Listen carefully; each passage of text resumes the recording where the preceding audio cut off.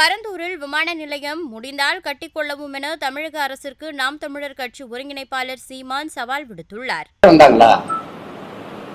8 வழிச்சாலை வேணாம், நீங்க வந்தீங்களா? நான் போராடி ஜெயிலுக்கு போனேன். நான் என் தம்பி இல்ல வந்தீங்களா? நான் ஸ்டெர்லைட்டுக்கு போராடினேன். நான் அந்த இது அணு உலைக்கு போராட போனேன். நான் மீத்தேனுக்கு போராடினேன். எல்லாத்துக்கும் போராடினேன். பாண்டூர் நிலையம் பரந்தூர்ல வேணாங்கிற இன்னும் வேணாம். இருக்கிற ஏர்போர்ட்ல பறக்க பிளைட் இல்ல. பைத்தியக்காரங்களா? இண்டிகோன்னு ஒண்ணு மதுரைக்கு 24,000, திருப்பி ஒரு 24,000, 50,000 ஒரு நாள் நான் பறந்து போக. அது அவர் எடுக்கிறதா நேரம், அவர் சொல்றதான் கட்டணம். ஒரே ஒரு வண்டி எப்படி இருக்கு?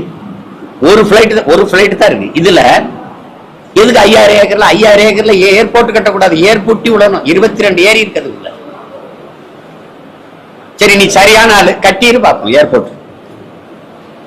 நான் பவர்ல இல்ல, நீங்க பவர்ல இருக்கீங்க. காட்டிடுறேன். கட்டிருங்க, நான் பார்ப்போம். ஒரு தடவை பார்த்துருவோம். 8 வழிச்சாலை போட்டு முடிச்சிட்டீங்களா? வேணா வச்சுட்டீங்களா?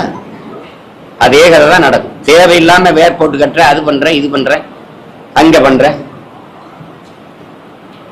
9 லட்சம் கோடி கடனுங்க. செய்திகளை உள்ளது உள்ளபடி தெரிந்து கொள்ள ரெஃப்ளெக்ட் நியூஸை சப்ஸ்கிரைப் பண்ணுங்க.